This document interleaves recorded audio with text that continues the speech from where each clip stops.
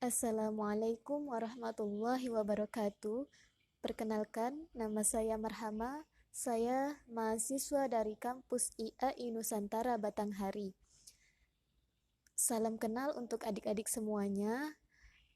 Semoga adik-adik semua selalu dalam keadaan sehat walafiat. Pada pertemuan yang baik ini, marilah kita buka pembelajaran kita dengan mengucap basmalah. Bismillahirrahmanirrahim. Sebelum kita memulai pelajaran, adik-adik semua jangan lupa untuk mengisi absen, baik itu di WhatsApp ataupun di Google Form. Nah, dan jangan lupa juga untuk mengisi absennya di e-learning. Nanti akan direkap untuk nilai akhir semester. Baik, untuk materi Al-Quran Hadis pada semester genap ini, untuk kelas 11 kita mempelajari tentang bertanggung jawab menjaga amanah. Nah, mari kita perhatikan peta konsep sebagai berikut. Bertanggung jawab menjaga amanah. Di sini ada 7 karakteristik yang harus kita pahami. Yang pertama yaitu Quran Surah At-Tahrim ayat 6. Nah, sebelum kita memahami secara lebih mendalam tentang kandungan Quran Surah At-Tahrim, mari kita baca dengan baik dan benar teks ayatnya sebagai berikut.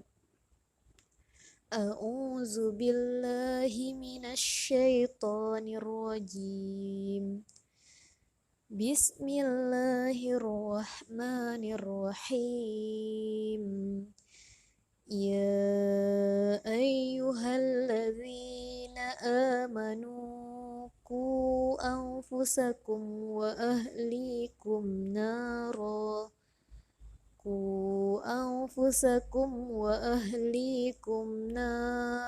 wa quduhan nasu wal hijaratu 'alaiha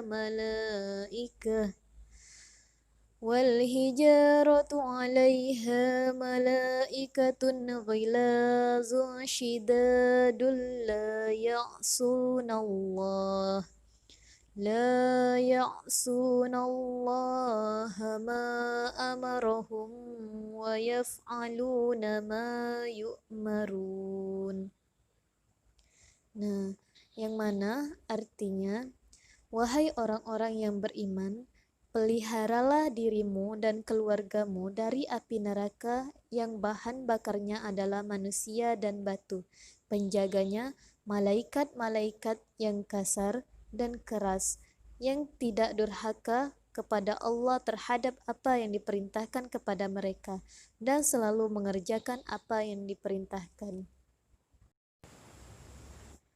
Penjelasan dari ayat ini yaitu Allah Subhanahu wa Ta'ala memerintahkan kepada umat manusia yang percaya kepada Allah dan Rasul-Nya agar menjaga diri dan keluarganya dari api neraka yang bahan bakarnya terdiri dari manusia dan batu. Caranya dengan taat dan patuh melaksanakan perintah Allah Subhanahu wa Ta'ala dan meninggalkan apa yang dilarangnya, sehingga mereka akan selamat dari panasnya kobaran api neraka. Selanjutnya, Quran Surah Toha ayat 132. Mari kita baca bersama ayatnya dengan baik dan benar. A'udzu billahi minasyaitonir rajim. Bismillahirrahmanirrahim. Wa'mur ahlaka bis-salati wastabir 'alaiha. La nas'aluka rizqa, nahnu narzuquk, wal akibatu littaqwa. Yang mana artinya, dan perintahkanlah keluargamu melaksanakan sholat dan sabar dalam mengerjakannya. Kami tidak meminta rezeki kepadamu, kamilah yang memberi rezeki kepadamu, dan akibat yang baik di akhirat adalah bagi orang yang bertakwa. Penjelasan dari ayat ini yaitu Allah Subhanahu wa Ta'ala memerintahkan Nabi Muhammad dan umatnya agar menyeru keluarga masing-masing untuk mendirikan sholat dan bersabar.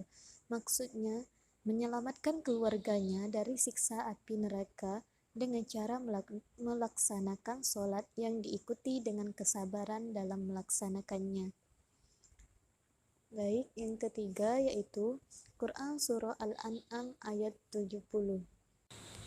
Nah, pada ayat ini silakan untuk adik-adik semua berlatih untuk membaca ayatnya dengan baik dan benar. Yang mana artinya, tinggalkanlah orang-orang yang menjadikan agamanya sebagai permainan dan senda gurau, dan mereka telah tertipu oleh kehidupan dunia. Peringatkanlah mereka dengan Al-Quran agar setiap orang tidak terjerumus ke dalam neraka. Karena perbuatannya sendiri, tidak ada baginya pelindung dan pemberi syafaat pertolongan selain Allah. Dan jika dia hendak menebus dengan segala macam tebusan apapun, niscaya tidak akan diterima. Mereka itulah orang-orang yang dijerumuskan ke dalam neraka, disebabkan perbuatan mereka sendiri.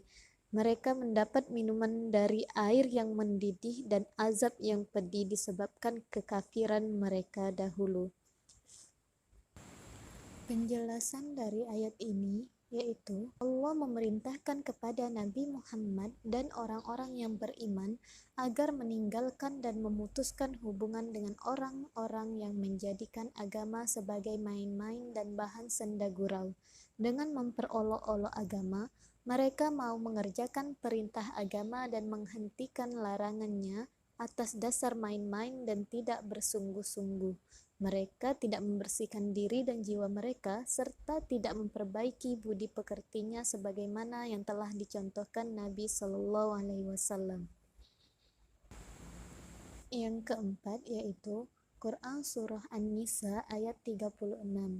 Nah, adik-adik semua silahkan dibaca ayat Al-Qur'annya dengan baik dan benar, kemudian dibaca juga terjemahan dari ayat tersebut. Nah, penjelasan dari ayat Quran Surah An-Nisa ayat 36 ini adalah secara umum ayat ini menjelaskan tentang kewajiban manusia kepada Allah dan kepada sesama. Perintah ibadah ini bukan hanya ibadah ritual atau mahdhah, yaitu ibadah yang cara, kadar, waktu, dan tempatnya telah ditentukan oleh Allah Subhanahu wa Ta'ala dan Rasul-Nya, seperti sholat, zakat, puasa, dan haji.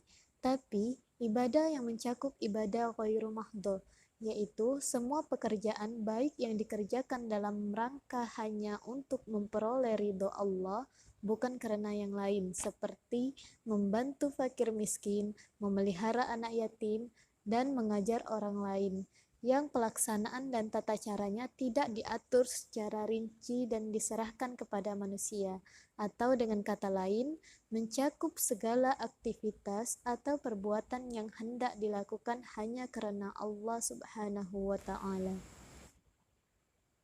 Yang kelima yaitu Quran Surah Hud ayat 117 sampai 119.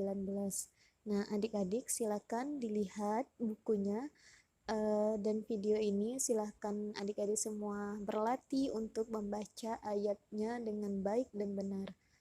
Begitu juga dengan arti Quran Surah Hud ayat 117 sampai 19, yaitu dan Tuhanmu tidak akan membinasakan negeri-negeri secara zalim selama penduduknya orang-orang yang berbuat kebaikan. Dan jika Tuhanmu menghendaki, tentu Dia menjadikan manusia umat yang satu, tetapi mereka senantiasa berselisih pendapat, kecuali orang-orang yang diberi rahmat oleh Tuhanmu, dan untuk itulah Allah menciptakan mereka. Kalimat keputusan Tuhanmu telah tetap. Aku pasti akan memenuhi neraka jahanam dengan jin dan manusia yang durhaka semuanya. Nah, penjelasan dari ayat ini yaitu ayat 17, Allah menjelaskan bahwa Dia tidak akan membinasakan suatu negeri selama penduduk negeri itu masih suka berbuat kebaikan dan tidak suka berbuat zalim. Selanjutnya ayat 118 dijelaskan bahwa jika Allah mau berkehendak agar umat ini menjadi satu dalam beragama sesuai dengan asal fitrah kejadiannya, niscaya hal tersebut akan terjadi. Tetapi Allah menciptakan manusia itu dilengkapi dengan akal, sehingga mereka berusaha berbuat dengan ikhtiar tanpa ada paksaan dan dijadikan berbeda-beda tentang kemampuan dan pengetahuannya.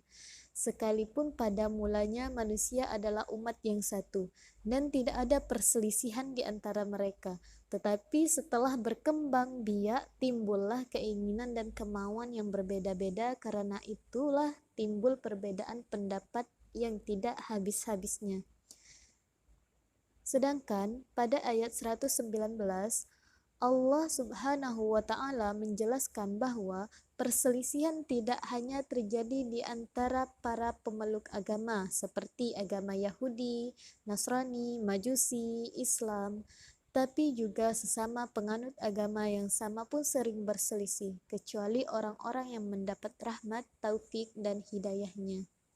Nah, mereka itu bersatu dan selalu mengupayakan persatuan agar manusia tetap pada ketentuan Allah Subhanahu wa Ta'ala, mengerjakan yang diperintahkan dan menjauhi yang dilarangnya. Baik, selanjutnya yaitu hadis menjaga amanah riwayat Imam Bukhari. Nah, untuk adik-adik semua silakan dibaca hadisnya dengan baik dan benar. Yang mana arti dari hadis tersebut yaitu diceritakan kepada kami oleh Abdul Yaman dari Su'aib dari Az-Zuhri dari Salim bin Abdullah bin Umar bahwa dia mendengar Rasulullah telah bersabda, setiap kalian adalah pemimpin dan setiap pemimpin akan diminta pertanggungjawaban atas yang dipimpinnya. Imam kepala negara adalah pemimpin yang akan diminta pertanggungjawaban atas rakyatnya. Seorang suami dalam keluarganya adalah pemimpin dan akan diminta pertanggungjawaban atas keluarganya. Seorang istri adalah pemimpin di dalam urusan rumah tangga suaminya dan akan diminta pertanggungjawaban atas urusan rumah tangga tersebut. Seorang pembantu adalah pemimpin dalam urusan harta tuannya dan akan diminta pertanggungjawaban atas urusan tanggung jawabnya tersebut. Hadis riwayat Al-Bukhari. Kandungan dari hadis tersebut yaitu hadis ini menjelaskan bahwa setiap manusia itu diberi tugas memimpin atau menjaga, baik kaitannya dengan dirinya sendiri maupun dengan orang lain. Secara pribadi, seseorang diberi tugas menjaga dirinya sendiri. Pemuka agama atau imam diberi tugas untuk memimpin rakyatnya. Suami bertugas memimpin dan menjaga istrinya. Seorang istri diberi amanat memimpin anak-anak suaminya.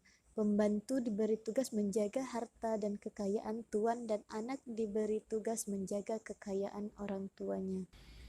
Baik, untuk video pembelajaran hari ini cukup sampai di sini dulu. Dan untuk diskusi, silakan kita diskusi di grup WhatsApp-nya. Jika ada yang ditanyakan, silakan ditanyakan. Nanti kita akan lanjut dengan pemberian tugas. Sekian dari saya dan saya akhiri. Wassalamualaikum warahmatullahi wabarakatuh.